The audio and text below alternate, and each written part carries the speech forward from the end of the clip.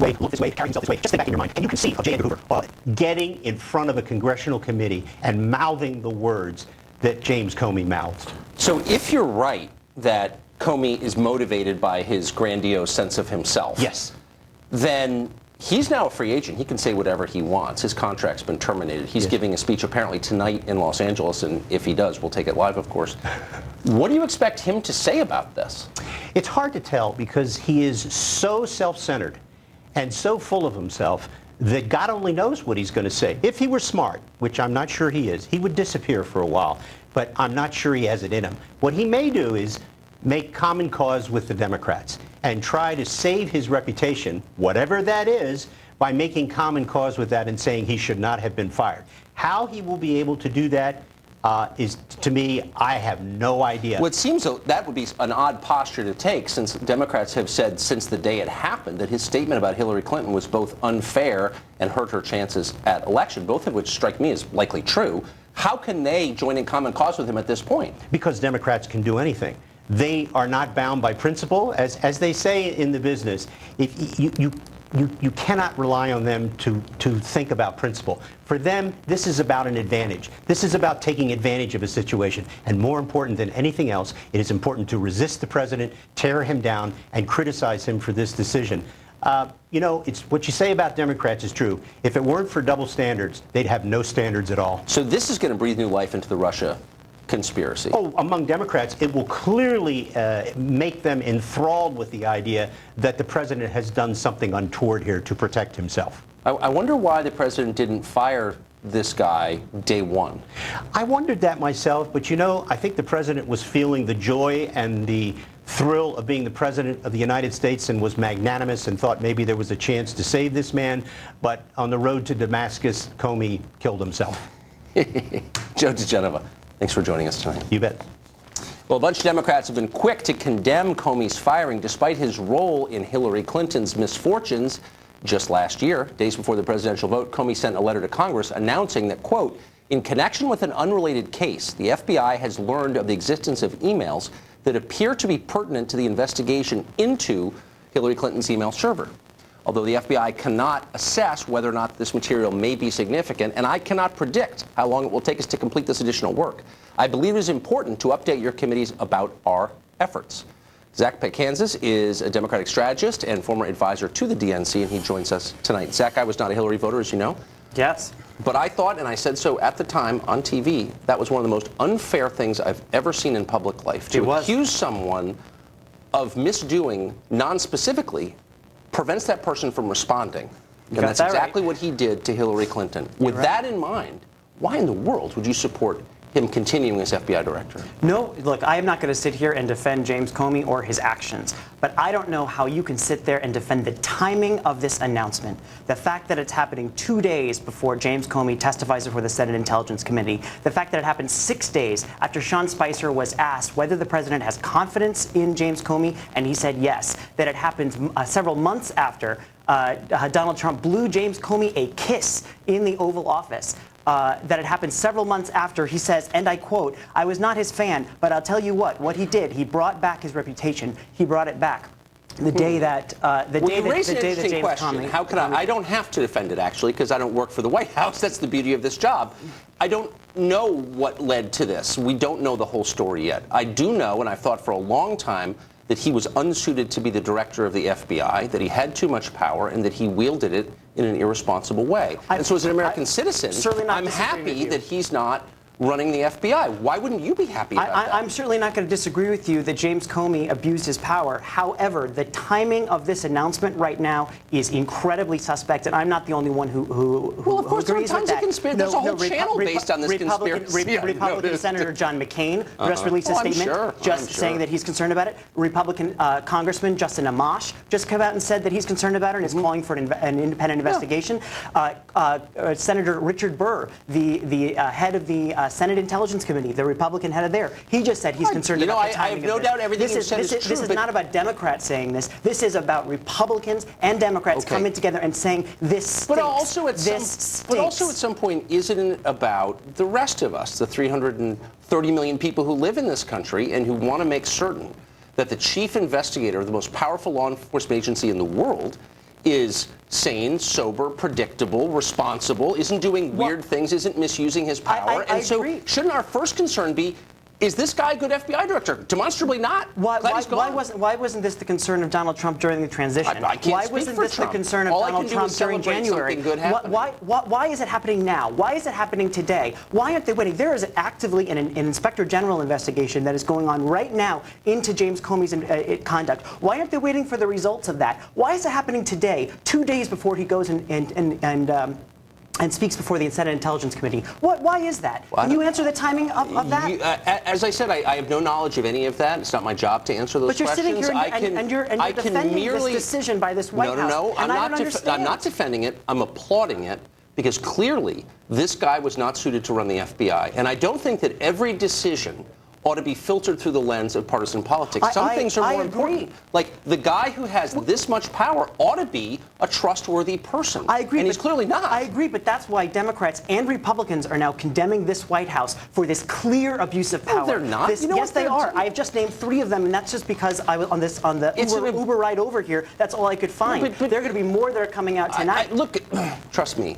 I've lived here a long time. I know how intense the hysteria can get. People are calling it. One of my neighbors calling it a coup actually a minute ago, pathetically. But you were just saying it was just Democrats, but it's not. It's Republicans too. I'm willing to believe that. I mean, the last segment was just about hitting Democrats. Hold on. My only point is that your first concern always ought to be what's best for the country, not what's best for my team or their team, or how does this play in the midterm elections, but like, is this good for the country? Where was the White House's concern about this during the transition? I have no idea. As I said then, and I said tonight, they ought to have fired him immediately, but they didn't. I'm glad they finally did. So here's my point.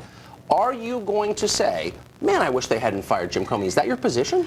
I said I am certainly not going to sit here and defend Jim Comey. So you're glad they fired him, but you're upset they fired him? No, I am questioning. I joined John McCain and Justin Amash and Richard Burr in questioning the timing of this announcement. That sentence buys you no credibility on this show. Let me just say it doesn't mean anything to me. A member of the House Freedom Caucus. I like all 3 of them, but that's not. Or Richard Burr doesn't buy your credibility. That's not the same as making an argument. Okay, invoking people's names is not the same as having a cogent case. But your argument was that this is simply a partisan attack by Democrats to attack this White House. No. And I'm saying that is absolutely baloney, given the fact that Republicans are now coming out and hitting this White House. All I'm asking is a very simple question.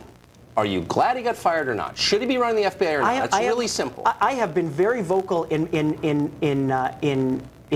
my criticism of James Comey. So he shouldn't be running the FBI, but you're mad he's not running the FBI. This has nothing to do with whether James Comey is good or not, good for the FBI or not. So the outcome doesn't matter. No, this is about the timing. If the White House was sincere in their belief. So you wish they'd fired him at some other time? I wish that they would have taken action, another appropriate actions at a time. Look, yes, we've done a ton of segments about the Russia conspiracy and Putin having dinner with Ivanka or whatever that conspiracy suggests. I haven't heard that one. But tonight, the President of the United States just canned the FBI director, and people are wondering, is this good or bad? They're confused, legitimately confused. Mm-hmm.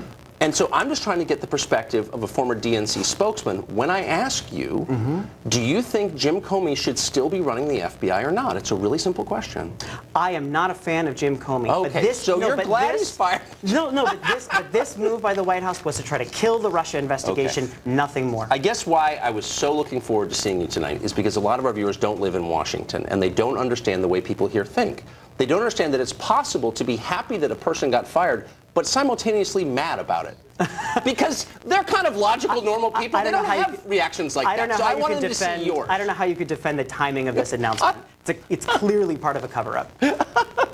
I'm not defending it. But I'm glad to see you, as always, and that was deeply revealing. Thank you, Tucker. Good to see you. Well, we'll have a lot more on this throughout the night. We're going to bring you a Fox News alert. You may already know the And then, so the guy is are right and just. Therefore, I have recused myself in the matters that deal with the Trump campaign. The exact language of that recusal is in the press release that we will give to you. I've said this, quote, I have now decided to recuse myself from any existing or future investigations of any matter relating in any way to the campaigns for President of the United States. Recused. I have now decided to recuse myself from any existing or future investigations of any matter relating in any way to the campaigns for President of the United States. In what world can you both be recused from an investigation and then take it upon yourself to fire the person who is leading that investigation? The FBI director, by his own admission, by his own statement in public, the FBI director was leading an active counterintelligence investigation into the Trump campaign and its potential ties with Russia. The Attorney General, despite that recusal, just fired the FBI director in the middle of that investigation. But wait, the Justice Department says they're not firing the FBI director over the Trump-Russia investigation. They say they are firing him over another matter. They say they are firing him over the handling of the Clinton email investigation. Specifically, his comments on the Clinton email investigation that he made last July. Now, what's incredible, what's literally not credible about that is that those comments from James Comey were made last July. Why would they be firing him for that now? Over what he did last July. I will also tell you there's a Department of Justice Inspector General inquiry into what he said last July, what he said last year about the Clinton email inquiry. There's an Inspector General inquiry into that. If the Trump administration were so concerned about that, presumably they would wait for that Inspector General inquiry to finish before they acted on it. So if it's about the Clinton email investigation, in many senses of our timeline here, it makes no sense that they would be firing him now over that. But even if you think, despite the timeline, oh, that must be why they're firing him. What is even more incredible about that assertion from the White House is that Jeff Sessions is also recused from anything related to a Hillary Clinton investigation. With regard to Secretary Clinton and some of the comments I made, I do believe that that could place my objectivity in question. I've given that thought. I believe the proper thing for me to do would be to recuse myself from any questions involving those kind of investigations that involve Secretary Clinton that were raised during the campaign or could be otherwise connected to it. Recuse myself from any questions involving those kinds of investigations that involve Secretary Clinton that were raised during the campaign, could be otherwise connected to it. The FBI director was fired today without warning, suddenly, summarily, effective immediately. FBI director fired today at the direction of the Attorney General.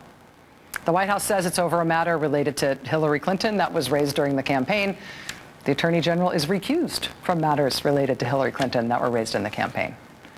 The Attorney General is also recused from matters related to the Trump-Russia investigation, an investigation the FBI director is now leading, or was now leading. The Nixon White House had a case to make that the Oval Office tapes shouldn't be turned over. They had a case to make about that. They had an argument. They lost that argument. They lost that case. And then they tried for a while to defy the law, to fire their way and intimidate their way into getting away with it anyway. And it worked for a hot minute. But it also laid bare what they had to be afraid of. Firing Archibald Cox was the first shovel into Richard Nixon's political grave. And it always, always works like that. Joining us now from the Washington Post newsroom is Matt Zapotosky, who covers the Justice Department for the Post. Mr. Zapotosky, thanks very much for being here. I know this is an incredibly busy day and night. Thanks for being with us. It is. Thank you for having me. So I've covered the basics here in terms of the big picture, what's happened, and what I see as the relevant timeline and context. Can you update us on what else has happened today in terms of the new FBI acting director being appointed and anything else we expect to happen next? Well, just as I was sitting down, I was seeing that the deputy director had taken over leading the agency, Andrew McCabe, who really was mixed up in a lot of the same Clinton problems that Comey was, that the attorney general and the deputy attorney general highlighted as reasons for his following. What we're really looking at now is what was going on in the Russia investigation at this moment, and did that contribute here at all? And we don't know that. I mean, the stated reason is this firing was related to the Clinton probe and how James Comey handled the Clinton probe. And certainly I think most people would agree he did not handle that well, but the timing is very weird. We're months away from that. So why now? And I think more importantly, what was going on in that Russia case sort of as we speak? And Matt, in terms of the way this happened, obviously the Deputy Attorney General, the newly confirmed Deputy Attorney General, Rod Rosenstein, they published his recommendation to Attorney General Jeff Sessions on this. They also published Attorney General Jeff Sessions' letter on this. They also published the letter that President Trump wrote to Director Comey, actually effectuating the firing here. Is it a complicating factor here at all that Jeff Sessions is supposed to be recused from matters related to either Hillary Clinton, issues that were raised during the campaign, like the email concern, or to the Trump-Russia investigation itself? Well, that's a really interesting point. I mean, Trump is the one to fire Comey. It isn't Jeff Sessions who fires James Comey, but Trump relies on a recommendation from Jeff Sessions. Jeff Sessions relies on the word of his deputy attorney general, who talks all about the Clinton case. Well, you raised earlier a great point. Isn't Jeff Sessions supposed to be recused from the Clinton case? I mean, he said that when he took office, and look, Jeff Sessions on the campaign trail talked a lot about the Clinton case. There was good reasons for him to be recused. It is an interesting issue. How can he endorse those findings from Rod Rosenstein if he's supposed to be, recused from the case? Matt Zapataski covering the Justice Department for the Washington Post on what is a remarkable day to be covering the Justice Department for the Washington Post. Your paper has done a lot to, almost more than anything, to increase our understanding of this as a country. I'm sure you're proud to be working there tonight, but also incredibly busy. Thanks for being with us, Matt. Thank you. Thanks. Joining us now is Senator Sheldon Whitehouse, Democrat of Rhode Island. He's on the Senate Judiciary Committee, which, of course, will have to approve the next FBI director before he or she gets a full up or down vote in the Senate. Senator Whitehouse also had a prominent role in yesterday's hearing with former Director of National Intelligence and the former Acting Attorney General Sally Yates. Senator Whitehouse, thank you for being here. My pleasure. I have seen your written statement today, but let me just get your personal reaction to what happened today and how big a deal you think this is. I think it's a very big deal. At one level, this is a story of Rod Rosenstein coming in and in an incredibly heartfelt and powerful and compelling memo going through all the things that Comey did wrong, that violated prosecutorial protocol, and summarizing it in the kind of document that I think will live on in the department's history and legacy as you don't do this. And that would be all very understandable, but then you have the problem of Jeff Sessions getting involved in this, given his recusal, and then you have it going up to the White House, and the guy being formally fired by a president who he has said he is investigating. And of course, Don McGahn was the center of the hearing yesterday, and White House counsel was probably involved. So it's hard to know until we see where this began. But certainly the passion of Rosenstein's memo suggests that there was an enormous amount of pent-up frustration and emotion about what Comey had done that basically exploded across the pages of that memorandum. Can I ask you about that, though? I mean, if this is about what Rosenstein's memo is about, which is concerns about Comey's behavior around the Clinton investigation. That's the subject of the Department of Justice Inspector General inquiry right now. If that... It is, but it's also something where the Deputy Attorney General, who's running presumably a lot of the work of the Department of Justice given the recusal, he needs to have confidence in his FBI director. And he could have said, looking at all of that, having been a career guy, look, this guy is breaking rule after rule after rule. Not only is he getting away with it, he's inventing these retroactive justifications. He's talking about things that aren't true. He's out of control. He makes no sense. We have to get rid of him. And if that were where this began, then it's a very different story than if it began in the fevered confines of White House counsel's office or the Oval Office with them saying, my God, we got to get rid of this guy. He's running an investigation and they're getting really close to us. And both could be true. Why would the Attorney General be able to make this recommendation to the President, a formal recommendation which they've made public, if he is formally recused from the matter that they say was the basis of the firing? It's hard to explain. Is it illegal? I doubt it's illegal. I think that, and particularly when you consider that 96% of the FBI's business with the Department of Justice is not the stuff that he's recused from. So one could say you kind of worked your way around this and that wasn't the basis, but they are saying that it's the basis. Yeah. Which puts Sessions right back in the spotlight again. So the combination, first of all, as you pointed out, the whole echo of Watergate is very strong here. Mm-hmm. Second, you've got a president under investigation by an FBI director firing that FBI director. Third, you've got a recused attorney general recommending to the president that he fire the FBI director regarding the matter as to which he's recused. And then underlying all of that, you have this truly passionate and I think well thought through and sincere and real takedown of Comey's behavior by a clearly infuriated and frustrated Rod Rosenstein. But stacks up, TBD. The thing I'm trying to decide whether to ask you about is the timing here, because obviously you don't have insight into why Rod Rosenstein acted when he did. The timing of it related to the Russia investigation has a flashing red siren on top of it that is screaming suspicion in terms of the Trump-Russia investigation.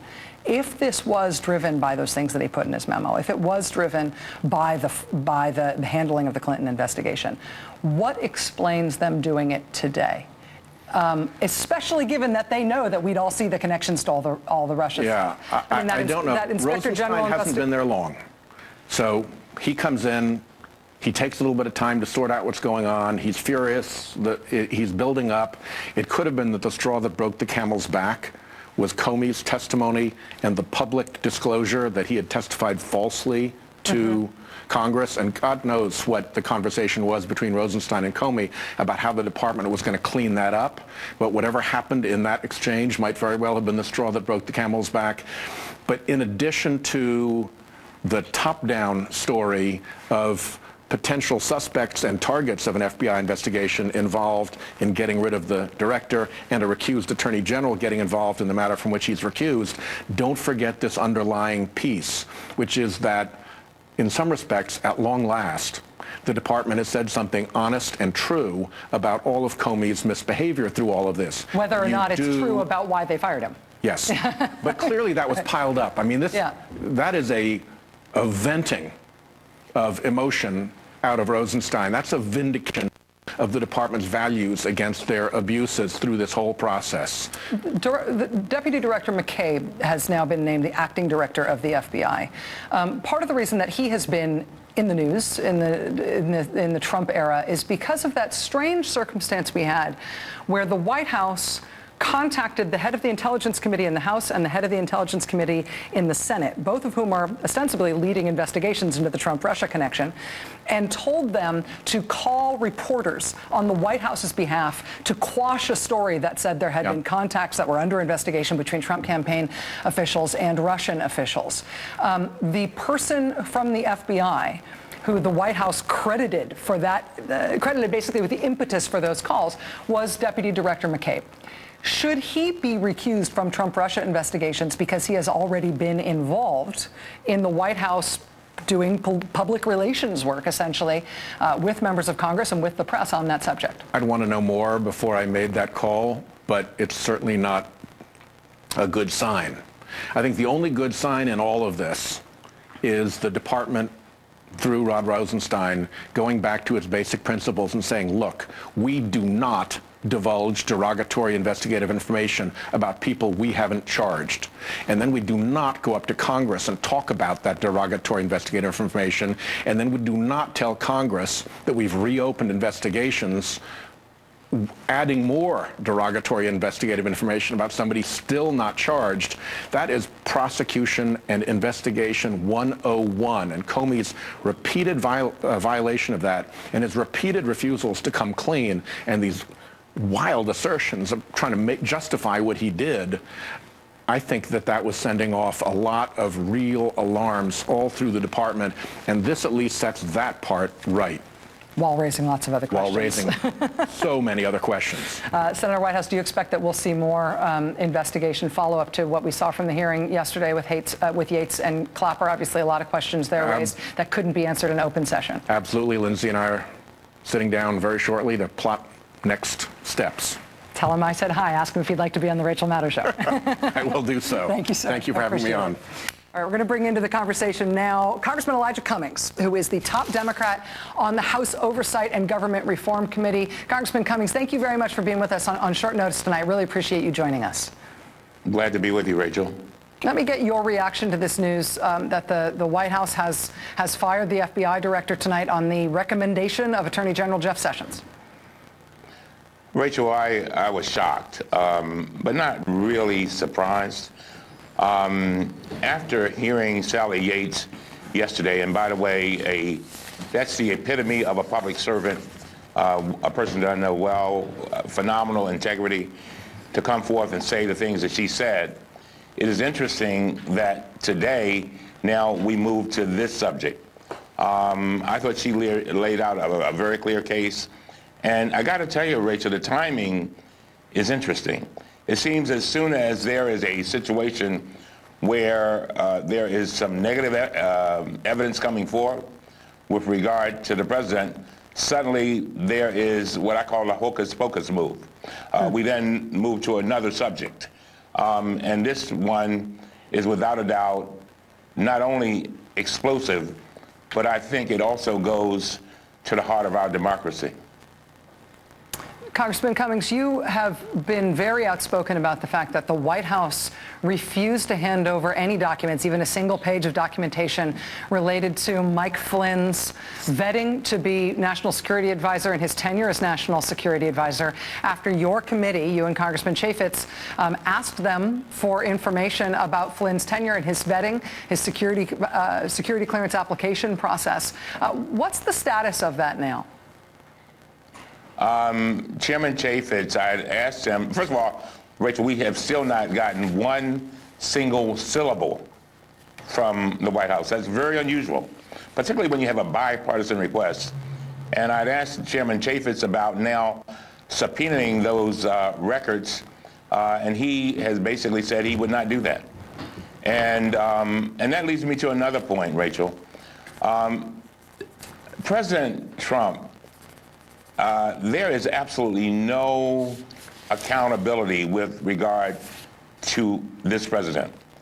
He basically seems to be able to do whatever he wants. And the Republicans, our Republican friends, are aiding and abetting that situation. We look at the emoluments situation. Family members are making all kinds of money off the presidency, and I could go on and on. But the idea that the White House would not give us one syllable is very unusual. Normally what would happen if there was a dispute, we would get some documents, and then we would sit down with the White House, that is, the Democrats and the Republicans on the committee, and try to work out issues as to whether there's executive privilege or whether there are problems that they see, and usually we're able to get some documents. Let me tell you something, Rachel. If this were Hillary Clinton, the Republicans would be trying to impeach her right now. I'm telling you. Keep in mind that Chairman Chaffetz, in a matter of maybe 2 or 3 weeks, back a few months ago before we went out of session, held 6 emergency hearings over a course of 2 or 3 weeks, dealing with records, subpoenas, things of that nature, trying to get more information from Secretary Clinton. And so what I've said to the Republicans is that we are to act as a check and balance with regard to the executive branch. We have a job to do. This is not a Republican issue, a Democrat, or independent. This is an American issue. And I am hoping that they will come around. But we don't even know who the chairman of our committee is going to be. Look at what happened with Nunes. I mean, that was a fiasco. He running around hiding documents, claiming he got them from somewhere else. This is a major investigation. And so coming back to Comey, he was the one independent person who I thought would lead a investigation that might lead us to the kinds of facts we're looking for. Congressman, you've called for immediate emergency hearings to hear testimony from him, from now former FBI Director James Comey, and from the Attorney General and from the Deputy Attorney General. Do you think there's any chance that you'll get that? I think there's a possibility. I think basically but Rachel, come on now. The only way we get that is people like the Speaker of the House say that I'm going to put country before party and be a true leader. That the folks over at McConnell, over there in the Senate, do the same thing. We have to have their cooperation. Rachel, you know this. When we are not in power, that is, Democrats are not in power, we don't call for we can't call for it. We don't have the power to do it. Call for these hearings. So, and we can't make them happen.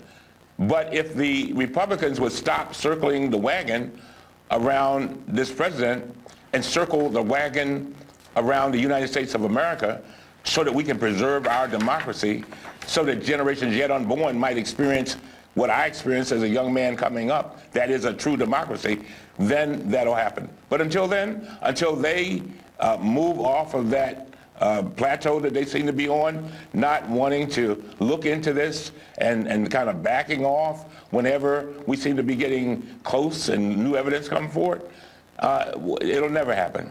And so then you'll have a presidency where there is no accountability. And as President Trump said during the campaign, and he was very, very clear when he talked about Hillary Clinton saying lock her up, him along with Flynn, they said that nobody is above the law. And they're absolutely right. There's another thing. One of the reasons why we want to bring everybody in, the Deputy Attorney General, and I know Rod Rosenstein, because he served here in Maryland for over 10 years as our U.S. Attorney. But Rachel, we've got Sessions who says that he recused himself. Now, wait a minute. Am I missing something? You say you recuse yourself from anything to do with Hillary Clinton. You say you recuse yourself from anything to do with Trump and President Trump and the Russians. Well, wait a minute now. You now, just as I read the documents that were put forth by the president, he says that the Deputy Attorney General and the Attorney General, Sessions, advised him to fire Mr. Comey. That doesn't sound like recusal to me. And one of the things that we have to be about, it's not just what we do, it's what we do says about us. In other words, we want a transparent government. We want one with honesty and integrity. And if anybody wants to know what that integrity looks like, all they have to do is look at Clapper and Sally Yates. Those are the kind of people who will bring us to where we need to be. Congressman Elijah Cummings, the top Democrat on the House Oversight Committee. Sir, thank you very much for being with us tonight. I know you joined us on short notice. Appreciate it. Thank you.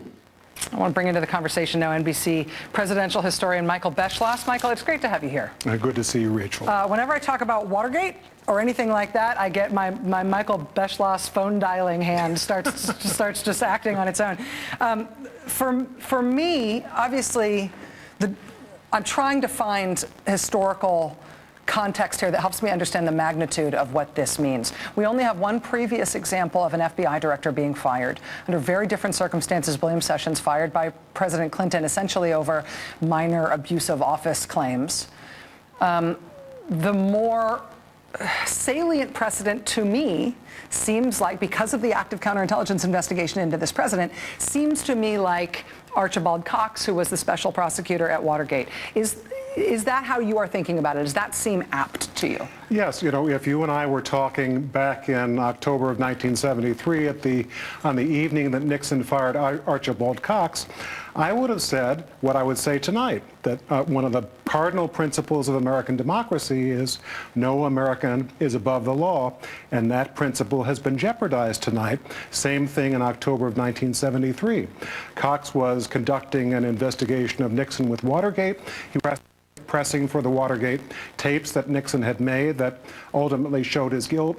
Nixon had told him, stop doing this or else, and the or else was he fired Cox. The FBI was ordered to seal Cox's offices, possibly confiscate the evidence that Cox had gathered, and shut down the Watergate Special Prosecution Force. They physically came to his office. They physically came to his offices and sort of threw out some of the people who were working there and said, we're in charge now. It had very much of the air of an authoritarian country. And then was Nixon's intention, obviously there ended up being another special prosecutor after Archibald Cox. That wasn't Nixon's intention in the outset, though, right? No, Nixon's intention, and look at the parallel tonight, Nixon's intention was to shut down the investigation totally and not have another special prosecutor with a big staff that was looking into the Watergate scandal along with these tapes. And what happened was there was so much outrage from Congress, both Democrats and Republicans, and across the country there were demonstrations. People were very angry. It was the first time that people said maybe Nixon seriously should be impeached. The outrage was so great, the pressure on Nixon, that Nixon felt compelled not only to appoint a new special prosecutor, but to appoint a very tough guy, Leon Jaworski of Texas. Who ended up taking it home. Indeed, and ultimately the tapes were sued for, and the Supreme Court said yes, and as a result, they showed that Nixon had obstructed justice, had tried to stop the investigation of the Watergate break-in, and had to resign. Michael, the issue here, in terms of finding historical parallel, comes back to me to that point that you made at the outset, the question of being above the law. The president now, in terms of people who are in some way either directly connected or potentially connected to the Trump-Russia investigation, who have been fired or who have left. Mike Flynn, in some ways, is seen as a potential villain in the Trump-Russia investigation. Whether or not we ever find out exactly what he did, he certainly is in a position to have potentially known if anything else broader than his own actions happened within the campaign. He resigned. We sometimes describe him as having been fired, but his resignation was accepted. Right. Sally Yates, who had warned the White House about Mike Flynn, she was fired by the White House in a conflict over the Muslim ban. There was also, shortly thereafter, of strange action by the White House where all the U.S. attorneys were fired. Again, it's within the power of the president to fire all the U.S. attorneys, but they didn't seem to have any replacements lined up, and there was reported. There were reports that it was possible that some of the U.S. attorneys, particularly Southern District of New York U.S. Attorney, might have been involved in an investigation or two that touched on the administration. Now we've got the FBI director being fired.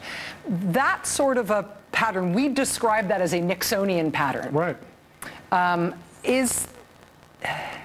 Is it a Nixonian? Yeah, sure there is. It's a danger to democracy because you've got a president who is obviously afraid of an investigation that might find connections between him and his entourage and the Russians that might endanger his presidency, and you have to assume that these widespread firings are intended to squelch that investigation and also scare others in the government who might investigate other things that are connected to that. The Nixon Library today, did you see the tweet that they put out that said, fun fact, Nixon never even fired an FBI director? Yes. He did other things that were equally chilling to democracy. Yes, so but that is a fun fact. It is a fun fact.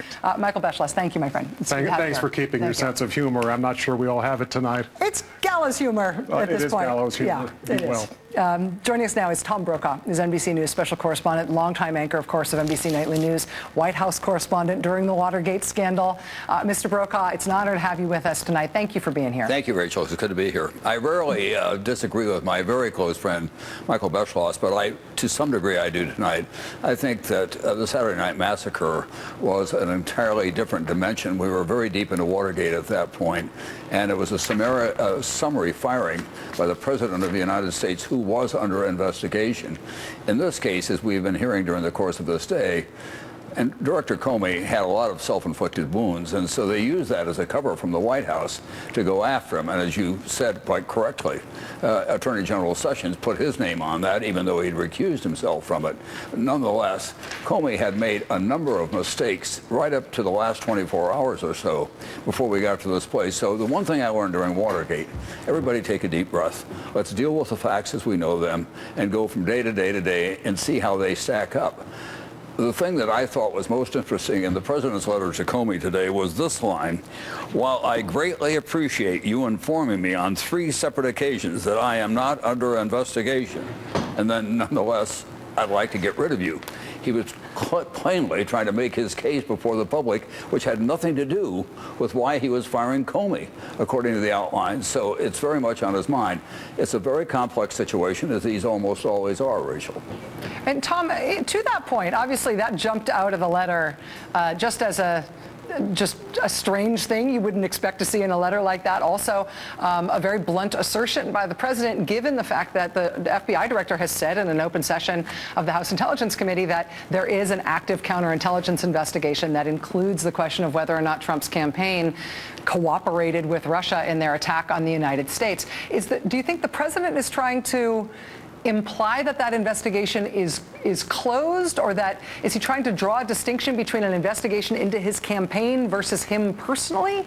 I think what he has said repeatedly about the possibility of that investigation, it's fake news. That's his favorite phrase these days. He keeps throwing that out there. Plainly, it was on his mind when he wrote that letter to get rid of the Attorney General who was in charge of that investigation.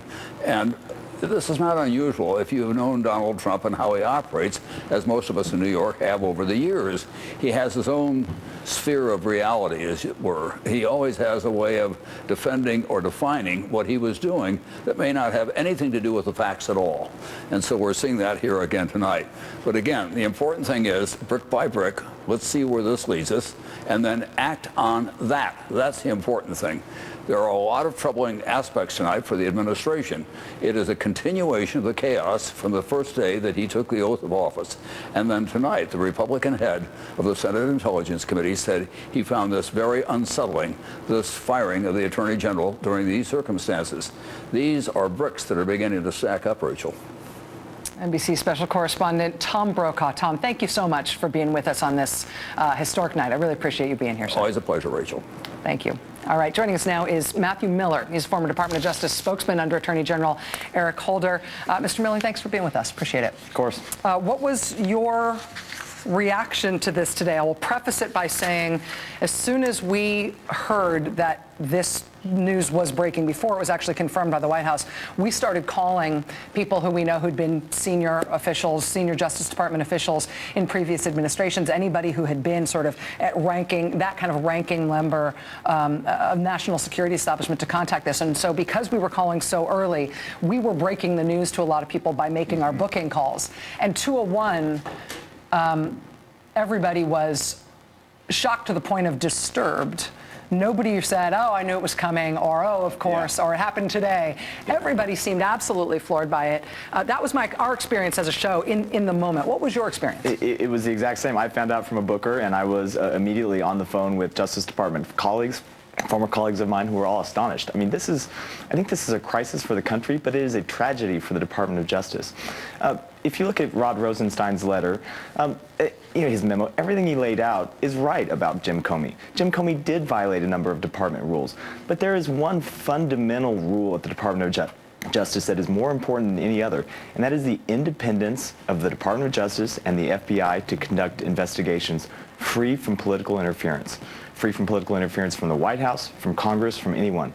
And this is just a flagrant act by the White House to try to shut down that investigation.